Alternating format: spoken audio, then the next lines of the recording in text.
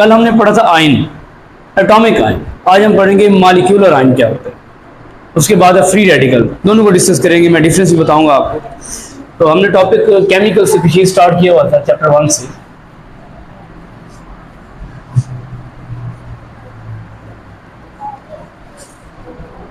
Chemical species, इसमें से first हमने आयन तो कल हमने डिस्कस किया था। आज हम पढ़ेंगे मॉलिक्यूलर।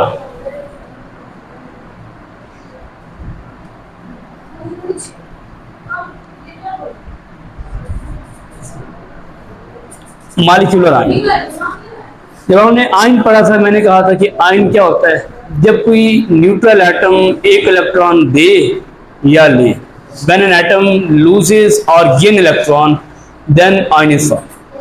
ठीक है, मैंने एटम की बात की थी, मैंने कहा एटम जब इलेक्ट्रॉन देगा या लेगा तो आयन बनेगा। लेकिन आज है मॉलिक्यूलर आयन। आज एटम की बात नहीं करेंगे, आज बात करेंगे मॉलिक्यूल की। जब कोई मॉलिक्यूल एक इलेक्ट्रॉन ले या लूज कर दे तो मॉलिक्यूलर आयन बने। इसको सबसे पहले डिफाइन करते हैं, देखिए क्या when molecule loses or gain electron, जब कोई मॉलिक्यूल एक इलेक्ट्रॉन लूज कर दे या गेन करे, उधर एटम की बात थी, इधर मॉलिक्यूल की बात हो रही है। when molecule loses or gain electron then molecular ions are तो मॉलिक्यूलर आयन बनते हैं। जब कोई एक मॉलिक्यूल इलेक्ट्रॉन दे दे या ले ले तो मॉलिक्यूलर आयन बनेगा। मॉलिक्यूल क्या होता है, बेसिकली न्यूट्रल होता है। जैसे मैंने कहा था कि एटम न्यूट्रल होता है, मॉलिक्यूल भी न्यूट्रल होता है। मैं एग्जांपल लेता हूं कि एक मॉलिक्यूल की एग्जांपल लेते हैं मॉलिक्यूल। देखिए न्यूट्रल स्पीशीज मीन इसके ऊपर कोई चार्ज ना हो, सही है। आयन मतलब जिसके ऊपर कोई ना कोई चार्ज है। मॉलिक्यूलर आयन मतलब मॉलिक्यूल के ऊपर कोई ना कोई चार्ज आएगा। कैसे आएगा, जब वो इलेक्ट्रॉन लूज करेगा या गेन करेगा। तो मैं एग्जांपल लेता हूं, मेरे पास मैं कहता हूं मॉलिक्यूलर आयन में मेरे पास मॉलिक्यूल है आयोडीन मॉलिक्यूल I2, मेरे पास मॉलिक्यूल है CH4। ठीक है जी, मॉलिक्यूल्स हैं सारे। मैं कहता हूं मेरे पास मॉलिक्यूल है N2, ये सारे मॉलिक्यूल हैं। ठीक है जी, ये सारे मॉलिक्यूल हैं। कहते हैं जब इनके ऊपर ये आयन में कैसे कन्वर्ट होंगे, ये सारे न्यूट्रल हैं। किसी के ऊपर चार्ज है, किसी के ऊपर नहीं है चार्ज, इसके ऊपर भी चार्ज नहीं, इसके ऊपर भी चार्ज नहीं है, इसके ऊपर भी चार्ज कोई नहीं है। तो जब इनके ऊपर हम इलेक्ट्रॉन की बम्बार्डमेंट करवाते हैं तो इनमें से इलेक्ट्रॉन निकल जाते हैं, इनके आखिरी शेल में से इलेक्ट्रॉन निकल जाएगा और चार्ज क्या आ जाएगा, पॉजिटिव। कहते हैं ये आयन कैसे बनते हैं, when these molecules are bombarded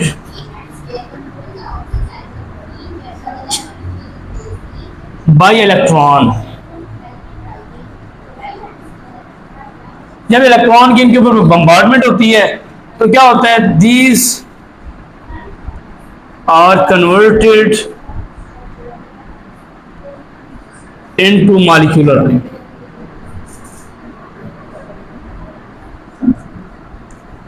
ये मॉलिक्यूलर आयन में कन्वर्ट हो जाते हैं। जैसे ही ऊपर इलेक्ट्रॉन की बम्बार्डमेंट करवाएंगे, ये सारा प्रोसेस होता कहाँ है, ये आयन बनते कहाँ पे हैं। एक ट्यूब होती है जिसे हम कहते हैं डिस्चार्ज ट्यूब। ट्यूब का नाम होता है डिस्चार्ज ट्यूब। सेकंड चैप्टर में आप पढ़ेंगे डिस्चार्ज ट्यूब के बारे में। रदरफोर्ड का एक्सपेरिमेंट था जिसमें इलेक्ट्रॉन की डिस्कवरी, न्यूट्रॉन की डिस्कवरी दिखाई गई है, प्रोटॉन की डिस्कवरी दिखाई गई है। तो एक ट्यूब होती है बंद,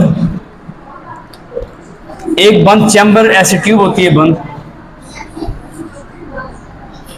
इसे हम कहते हैं डिस्चार्ज ट्यूब। अब इसके अंदर गैसेस के मॉलिक्यूल्स हैं। मैं कहता हूं N2 गैस है, N2 गैस। इसके ऊपर इलेक्ट्रॉन की बम्बार्डमेंट होगी। इलेक्ट्रॉन जहां से इलेक्ट्रॉन की रे आएगी, इसमें से एक इलेक्ट्रॉन निकलवा के इसको कन्वर्ट कर देगी N2 पॉजिटिव। सिंपल है ना। इलेक्ट्रॉन की ऊपर बम्बार्डमेंट होगी किसी मॉलिक्यूल के ऊपर, किसी न्यूट्रल मॉलिक्यूल के ऊपर, वो कन्वर्ट हो जाएगा पॉजिटिव मॉलिक्यूल के अंदर। सिंपल सा कॉन्सेप्ट है। इनके एग्जांपल्स में आपने ये 3 याद कर लेनी है। उसके बाद आपका टॉपिक है रेडिकल्स, फ्री रेडिकल्स। उसको हम देखते हैं शाबाश, इधर देखिए, free radicals.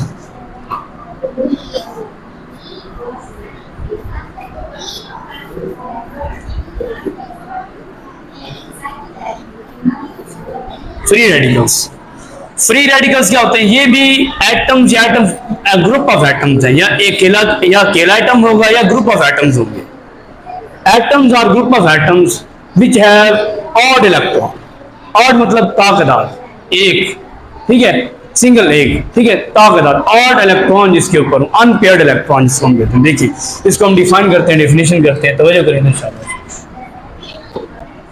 Atoms are group of atoms, अकेला एटम या एटम्स का मजमुआ या ज्यादा एटम होंगे, विच हैव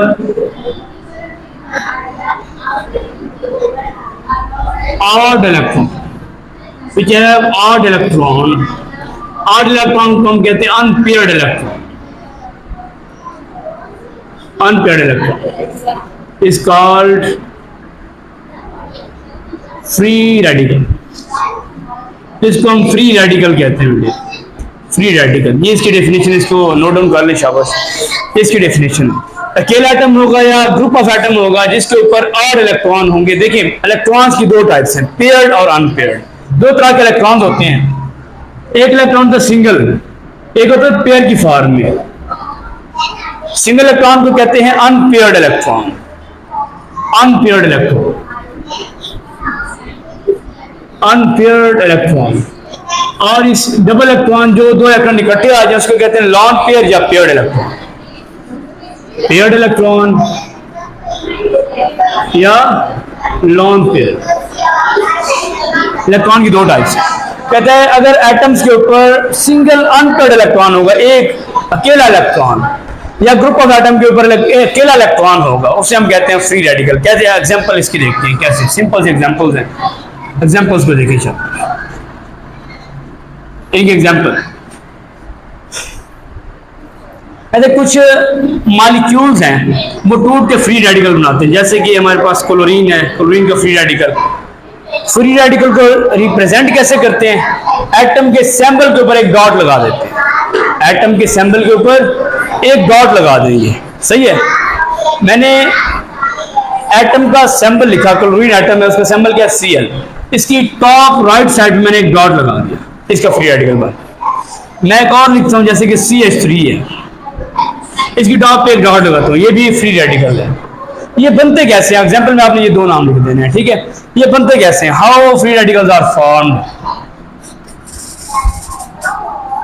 ये तवज्जो से सुनिए, how free radicals are formed. इधर थोड़ा कंसेप्ट है, इस कंसेप्ट को देखें शाबाश। कहते हैं ये फ्री रेडिकल बनते कैसे हैं? कहते हैं हमारे पास मॉलिक्यूल है जैसे कि Cl2। हमेशा मैंने कहा जो हैलोजन गैसेज हैं ये डाइटॉमिक फॉर्म में एग्जिस्ट करती हैं, Cl2 की फॉर्म में, I2, F2, Br2।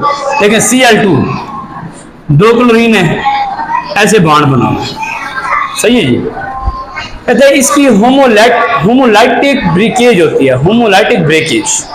सही बॉन्ड होता है ना, टूटता है, होमोलाइटिक ब्रेकेज कहते हैं कि एक इलेक्ट्रॉन इस साइड में जाएगा, एक इस साइड पे। देखिए इस तरह एक बॉन्ड के अंदर कितने इलेक्ट्रॉन होते हैं अजमल? 2 इलेक्ट्रॉन, ठीक है। एक बॉन्ड के अंदर 2 इलेक्ट्रॉन। जब ये बॉन्ड टूटेगा तो ये दरमियान से ऐसे टूटेगा, सेंटर से। इक्वल ब्रेकेज है, बॉन्ड बिल्कुल दरमियान से सेंटर से टूटेगा, इसको कहते हैं homolytic breakage of bond.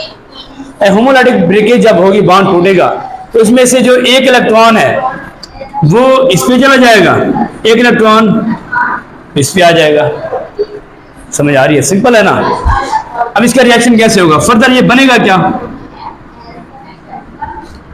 Chlorine दोनों अलग अलग हो जाएंगे, एक ये क्लोरीन, एक इधर क्लोरीन। इसके ऊपर भी इलेक्ट्रॉन आ गया था, इसके ऊपर भी एक इलेक्ट्रॉन। इस तरह हमारे पास 2 फ्री रेडिकल बन गए। एक मॉलिक्यूल जब टूटा तो 2 फ्री रेडिकल बन गए। क्योंकि सिंगल सिंगल अनपेयर्ड इलेक्ट्रॉन है, इसको कहते हैं अनपेयर्ड इलेक्ट्रॉन, सिंगल इलेक्ट्रॉन। हमने यही कहा जब किसी एटम या ग्रुप ऑफ एटम के ऊपर एक ऑड इलेक्ट्रॉन हो, यानी कि ताक इलेक्ट्रॉन, एक क्या होता है, ताक होता है, ताक इलेक्ट्रॉन ना एक, इस पे भी एक, तो दोनों क्या है, free radical. CH4 methane gas, CH4 जब ये टूटती है CH3H इस तरह, तो इसमें से दो फ्री रेडिकल बनते हैं। देखिए एक बॉन्ड के पास कितने इलेक्ट्रॉन होते हैं, दो, ऐसे होता है। एक इलेक्ट्रॉन ऐसे ब्रेकेज होगी, ऐसे सेंटर से एक इलेक्ट्रॉन इधर शिफ्ट, एक इलेक्ट्रॉन इधर शिफ्ट, तो क्या बनेगा प्रोडक्ट के अंदर, CH3 radical plus H radical. इस तरह ये फ्री रेडिकल बनते हैं। फ्री रेडिकल बनने के लिए वो कहते हैं कि free radical in the presence of light भी बन सकते हैं, ठीक है, इन दी प्रेजेंस ऑफ सनलाइट भी बन सकते हैं, ठीक है।